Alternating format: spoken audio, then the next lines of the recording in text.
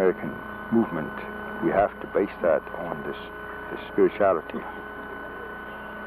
Without any spiritual foundations, no organizations will ever accomplish anything. And in fact, without spiritual basis, it will all crumble. How do you go about developing the spiritual basis? It's already there? It is already there. It has been with us for thousands of years. And many of our people are going back to their native religions, especially our young people who has been out into different parts of this country. Many of our elderly people has never left the county, have never left the state to really understand how it feels to be in large cities, New York, Chicago, Los Angeles, San Francisco, and around. Many of our elderly people doesn't know how it feels to be in these large cities and be discriminated against. But it took our young people to get out seeking jobs, going to these large cities, and many of them were turned down for jobs, not because they were alcoholics, not because they were ex-convicts, but simply because they were Indians. They were turned down. And even though applying for jobs, they never did get jobs because of discriminating against their color. And then for many years, our young people, regardless of education, how much education they had, did not help them because of their color. They were badly discriminated against, so they had to walk the streets of New York City with their heads bowed down in shame. But today, I find that those days are over. So our people begins to stand up in pride again. And this all came out from our young people who were willing to stand up and fight against the injustice done to our people. And today we find proud Indians again.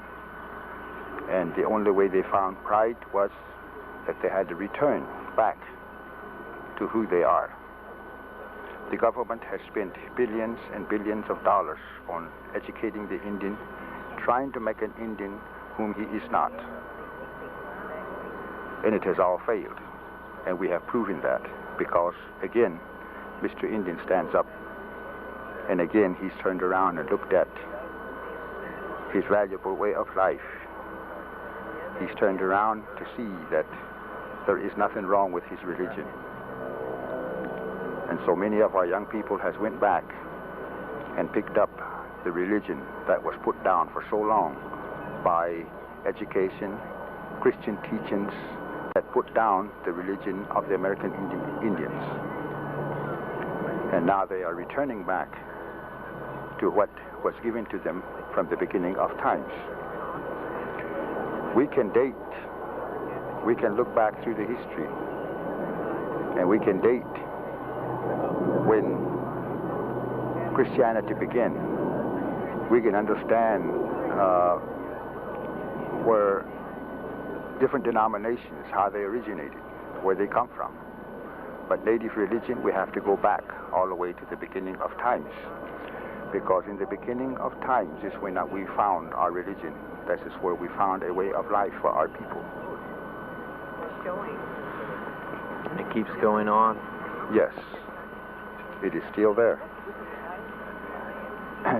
The tribal governments that we talk about, sometimes we get caught up in the laws that were set down for us.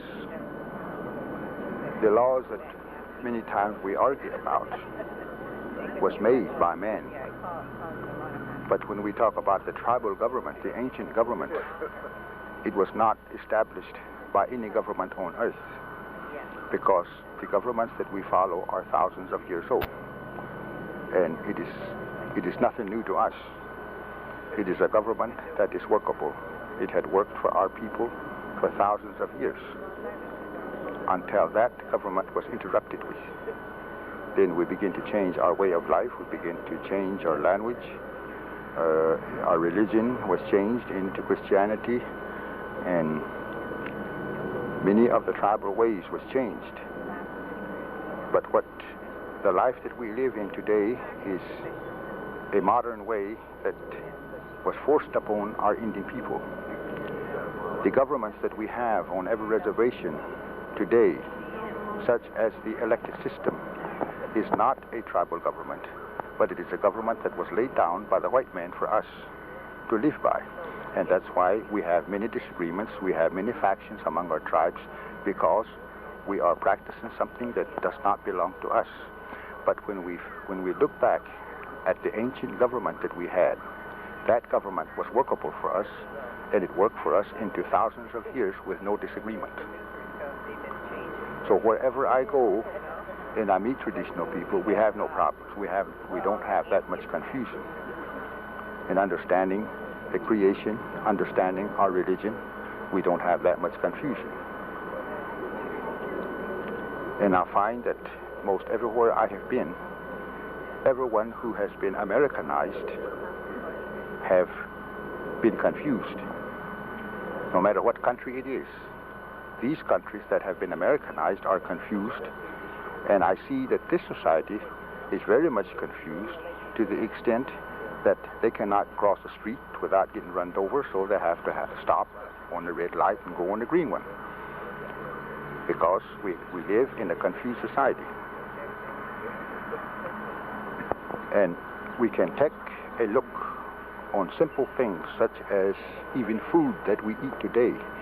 We have become so confused that we don't know what we're eating. All the instant food that we find on the shelves, we read the ingredients on there. The ingredients that has a word on there that goes from across the box there. What educated man knows what that means? With all the education that we have in our universities, we don't even know what that word means. But we're eating it. So actually, we don't even know what we're eating. We're very removed. Yes, we're so far removed from natural way of life. We don't know what we're eating, and we don't know what we're drinking. We're just here. And as I see it, everyone becomes a robot. Even his mind is controlled. No one makes his own decision. And this is the way of life that has been shoved on Mr. Indian. And I find that our Indian people are not satisfied. They're not comfortable. There's unrest throughout this whole nation among the native people. Why? I take it that there is no failure in life. There is no such thing as failure in life until you try to be somebody else. There is no way you can fail if you are yourself. And this is what's happened to the Indian people. Many of our Indian people are not themselves, and so they are not satisfied. They're not happy. But when we turn around and look at the past of our ancestors,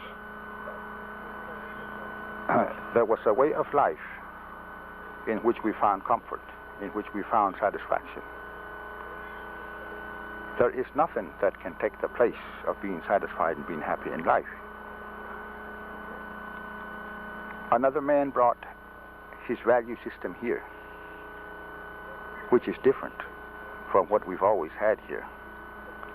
So then we find our Indian people caught in two ways of life. They're caught in two cultures. But it is an ancient saying that one does not ride two canoes, because in time to come, a mighty wind will come and separate the two canoes, and one will fall into disaster forever. So he has to be in one canoe or the other, which simply means that the two cultures will not meet. And this is where we find our people. That time of separation has come. The two canoes are separating today.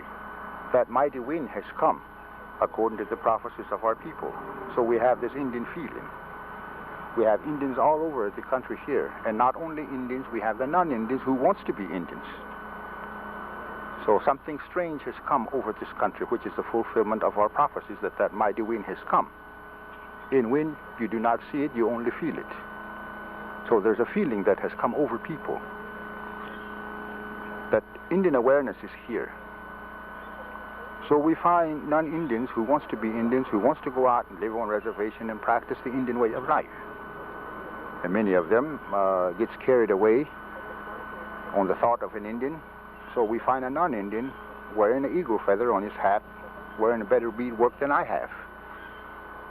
And we find our people wearing something to show identity. That Indian feeling is here. And we can see that.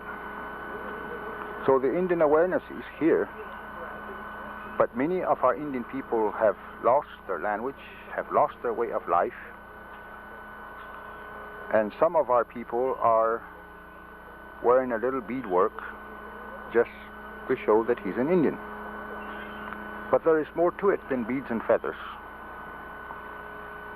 There is something valuable in that way of life. And when we talk about the Indian way of life, perhaps it is an error to say Indian way of life. If we turn around and look at the history of mankind, it is only a human being way of life. But it so happens that the native people have preserved that way of life. I can take a musical instrument and begin to travel throughout the world and go all over the world. That musical instrument, whether it be a flute or whatever, some parts of the world, people there will not recognize that instrument. But I can take my drum, whether it be a small water drum or big drum, and take it all over the world, and native people in different parts of the world will recognize it as a drum. Why? Because they too at one time had a drum. And when we talk about Indian dance, such as round dance, we say that's an Indian dance, but it is only a human being way of dancing, because in our history we find that in other countries, they too danced in a circle form, holding hands, dancing in a circle. So when we talk about the circle as a sacred hoop, that circle had a meaning to all race of people at one time. But where did they lose it? Where did they lose their drum? Where did they lose their human way? Somewhere in the past, they too had a life very similar to what we call Indian way of life. Because in the beginning of times, we had no instructors, we had no teachers, so the Indian civilization had to be copied off of study of nature. And life couldn't have begun any different with any race of people. When life began with French people, German people, Italians, or whoever, they too had no teachers. They too had no instructors. They too had no universities and colleges at one time. So how did life begin with them? Very similar to what we call the Indian way of life. So it is only a human being way of life. But it so happens that down through the history, people had lost the meaning of that circle. Not so much in reading a book, or not so much in getting it from our teachers. All we have to do is simply look around, and common sense will show us that the creation follows a circle. All natural things follows that circle. So today, every creation still follows the original instructions of life. The pine tree remains what it is.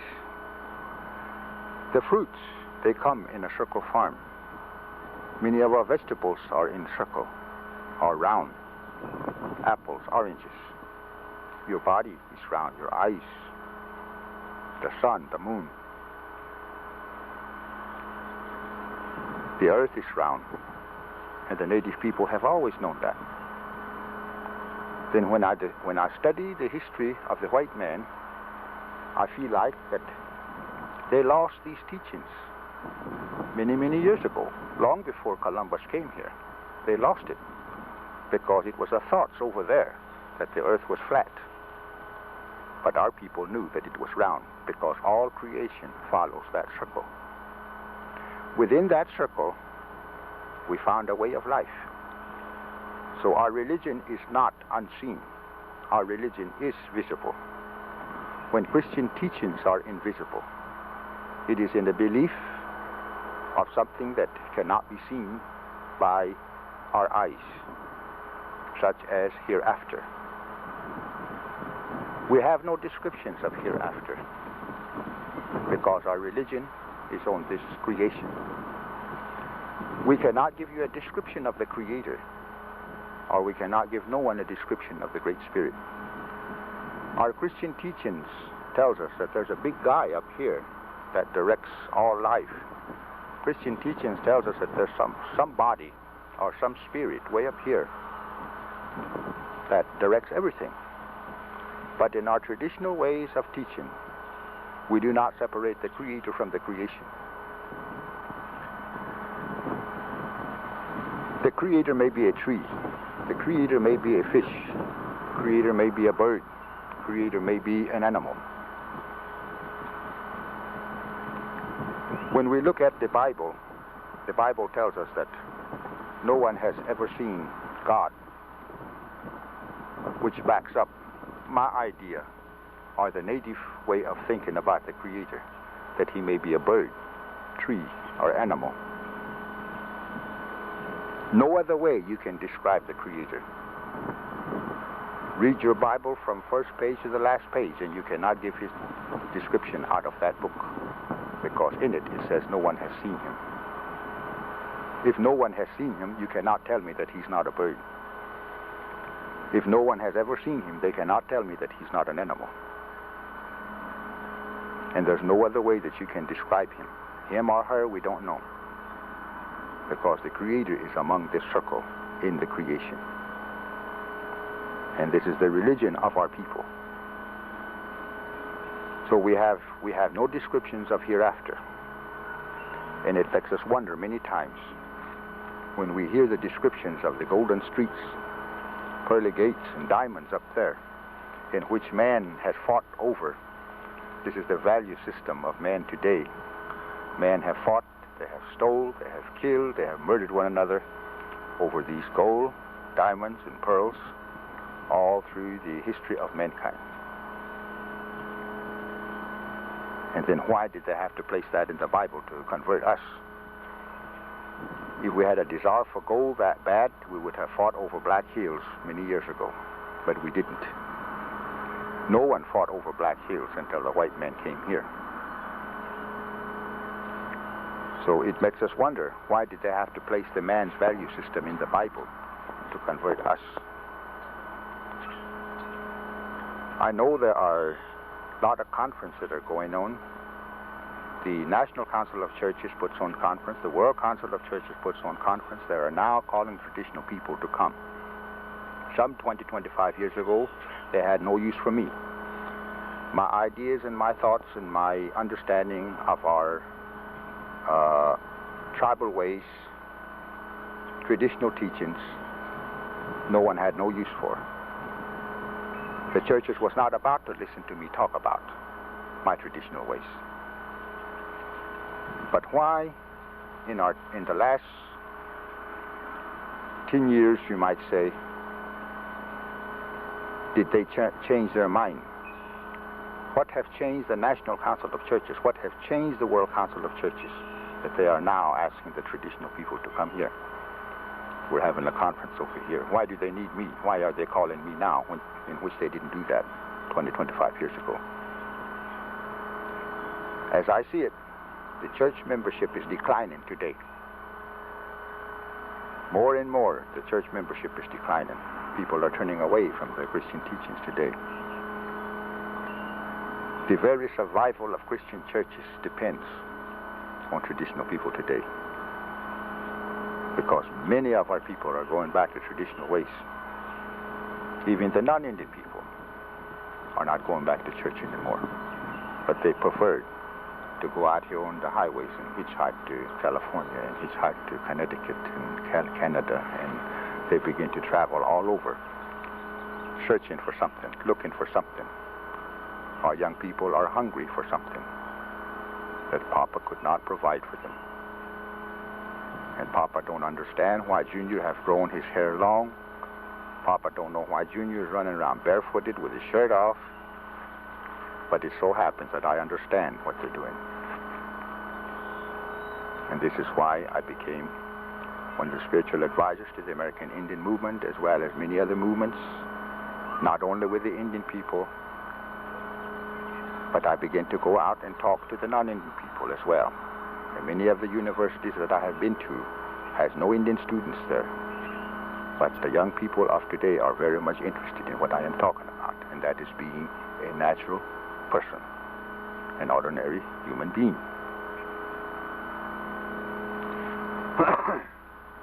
Because many years ago, Christian teachings separated that natural person, separated him from the natural world.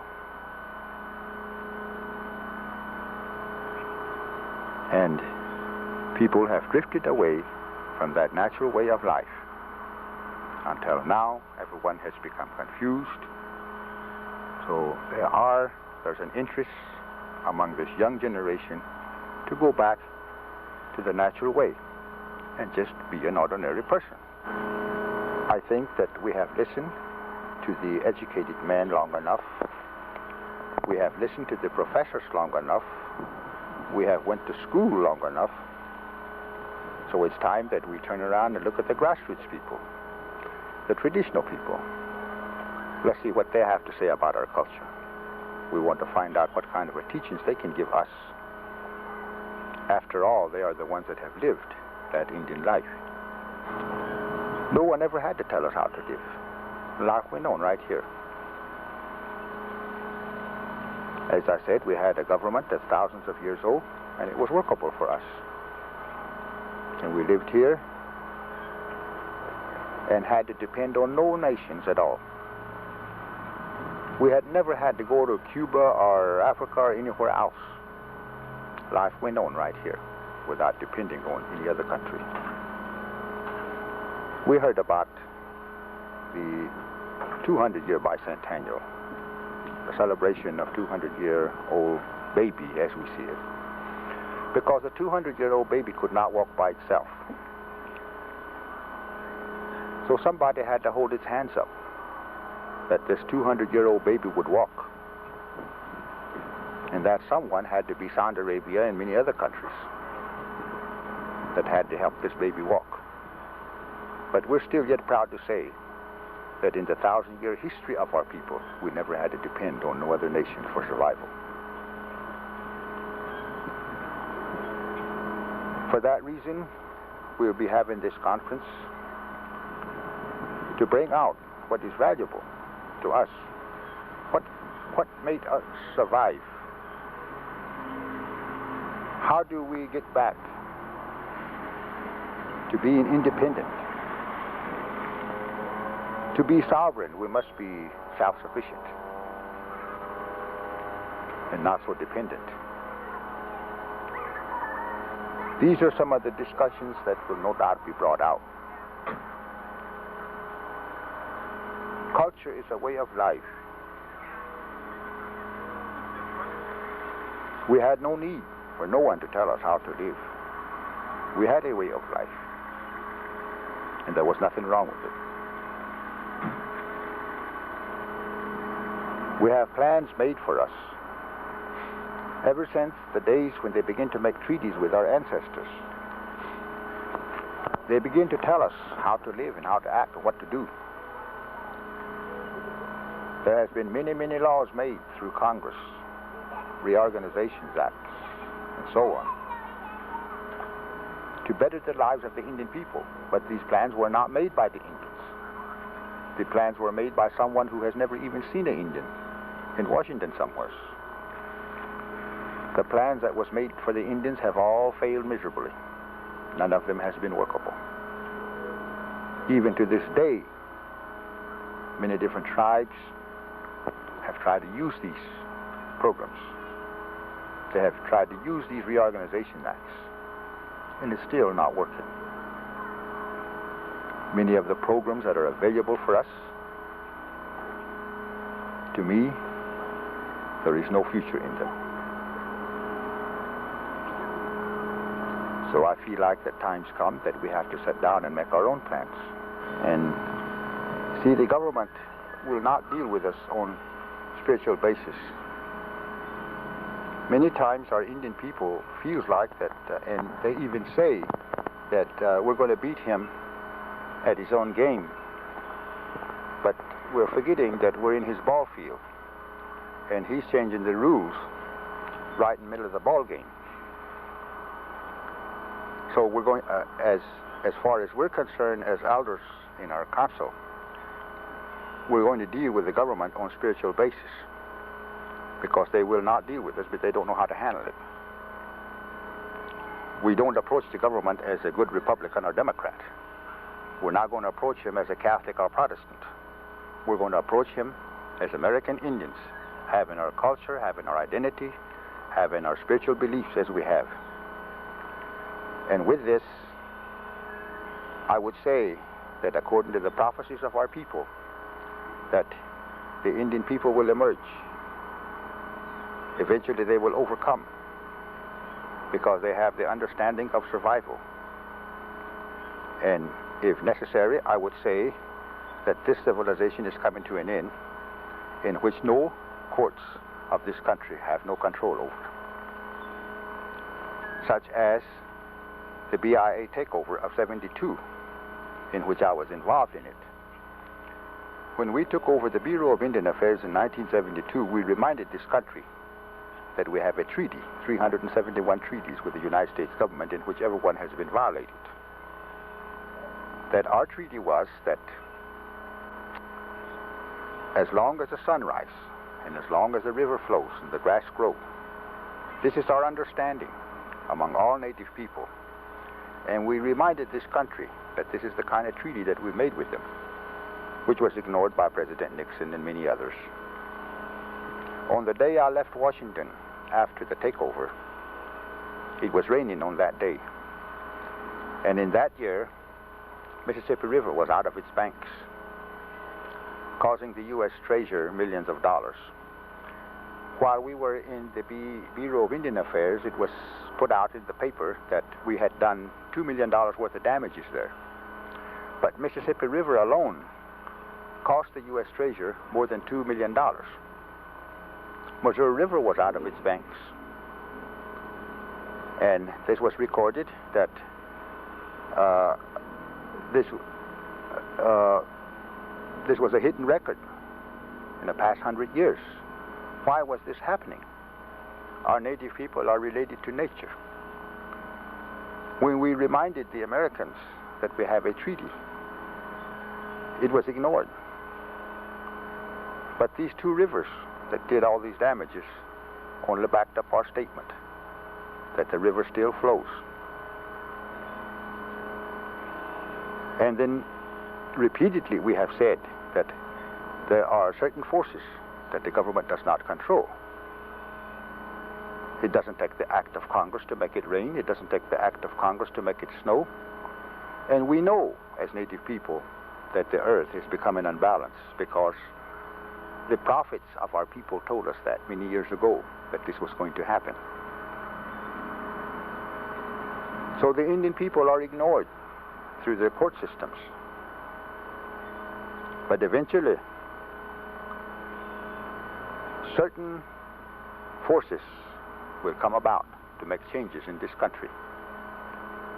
When this civilization comes to an end, the people who follow the original instructions of life perhaps will stand here. And the people that thought that we cannot give this land back to the Mashpee Indians, their thoughts will be overcome. And someday the Mashpee Indians will live on their land without even the court actions. Do you think that most people really believe that civilization is going to come to an end? No, I don't think most people is aware of that. Why? Because of their plans of what they're doing now, of the nuclear plants, planning those kind of a future. They are not aware of how long this civilization will go on.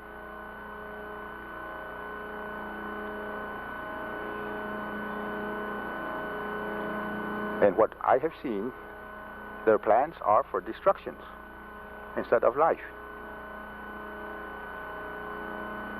The air pollution, water pollution, No one is solving that. And only a very few people are waking up to understand how to survive.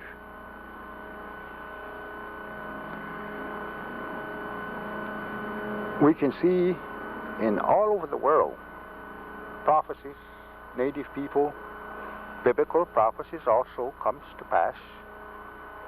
And all this comes to one thing, and it all leads to destruction.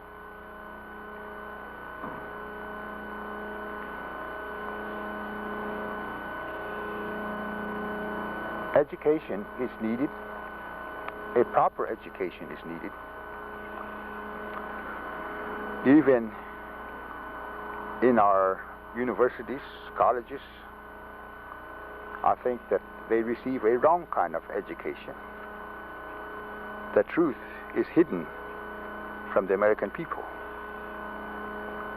We study the American history, and we find a little bitty paragraph about like this about American Indians, and everything's about Benjamin Franklin, George Washington, and everybody else. So I think that our students at these universities are deprived of what they should be learning. And that's why we were listening to a group over here talking about the stereotyped Indians.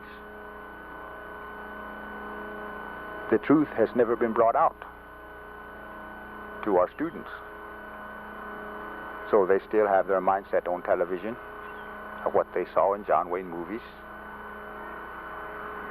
So I walk on a university campus, and there's 18-year-old boys, 17-year-old boys standing across the street giving that old familiar sound. Ooh. I never did hear an Indian say that. I heard that on John Wayne movies.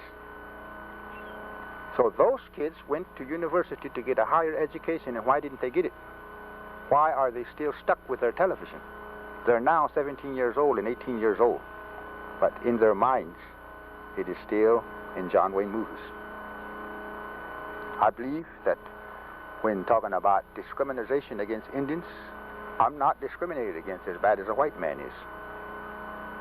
My own people has never discriminated against me. But I see the white man is being discriminated against because the truth is hidden from him. And I learned that through Watergate. That the truth is never brought out to the American people. The young students of our universities are badly deprived of what they should really know about American Indians and many other things.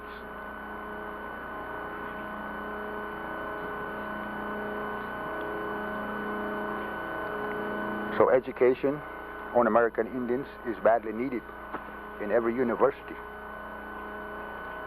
And that's why an Indian doesn't have a chance in court. Because already deep down in their minds, they have the ideas of what an Indian is. And now it has become to the extent that a court can tell you who you are. When I know who I am, I don't have to have a racist judge sitting up there telling me who I am. I know who I am.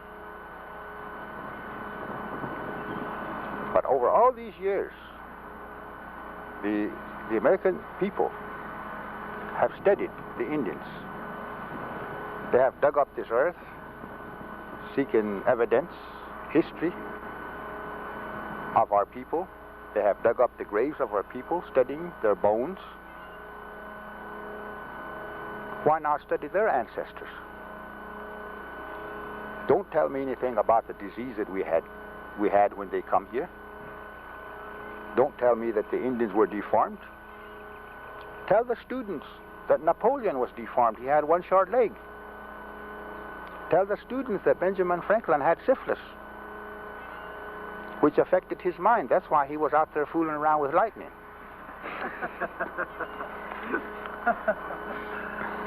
Tell the students that George Washington had black kids. Don't be searching my history.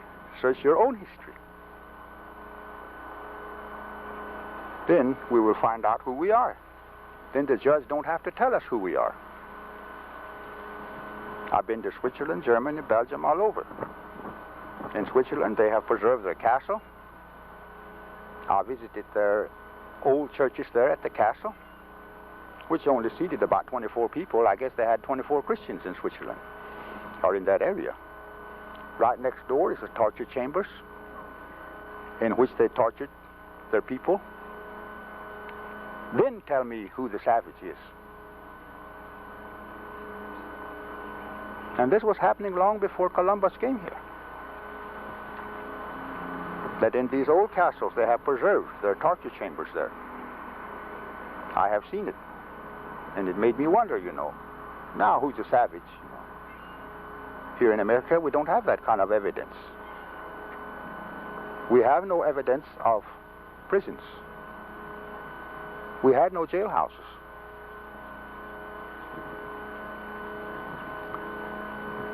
Does it mean that we had no laws? Or does it mean that we had no criminals? What was history like prior to Columbus? We know. We understand.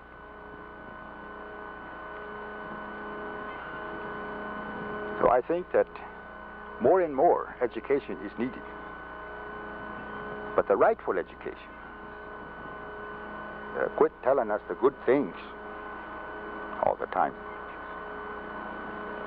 So there is a basis of our survival schools today. We have survival schools all over now. They're springing up everywhere. Minneapolis, St. Paul, in St. Paul, Minnesota, there's where we had our first survival school, the Little Red Schoolhouse, which still continues to go on. Then we have one in Minneapolis, Pine Ridge, and other places now. We had to establish these survival schools to give our children the rightful education. So we begin to teach them our religion, we begin to teach them the true history of the past. So no longer are we going to sit around and listen to a teacher telling us that Columbus discovered America. So we're telling our children that Columbus didn't discover anything. I went to Switzerland and I landed in Geneva more than a year ago. But I didn't go before the press and say that I discovered Switzerland. I went to Africa last October, but I didn't say that I discovered Africa because there was already people there. So it was the same thing when Columbus came here. So these things we are teaching our children today. A lot of times it was thought that we were teaching them how to be militant. The FBI's, their agents have been there time over and over to visit our schools to see what we were teaching. But we were not teaching them anything wrong because we're believers in the truth. So we're only bringing out the truth to our children. And that's why we're establishing these survival schools to give them the rightful education.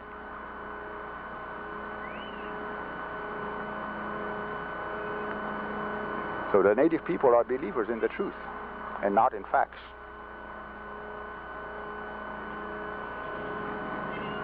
A lot of times I go before the press, they ask me how many people I represent because they believe in the democratic form of government. They want to know how many followers I have.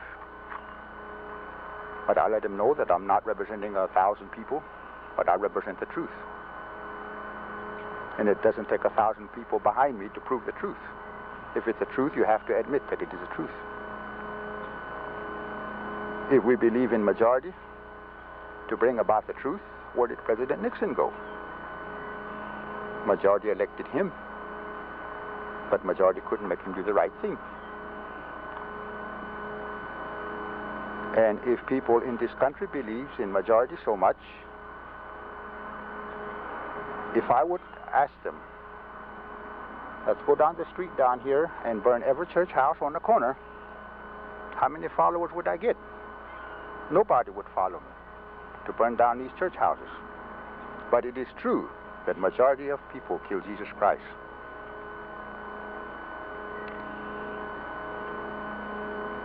If people followed majority, they would follow me. But I don't believe in majority. Majority can be mistaken.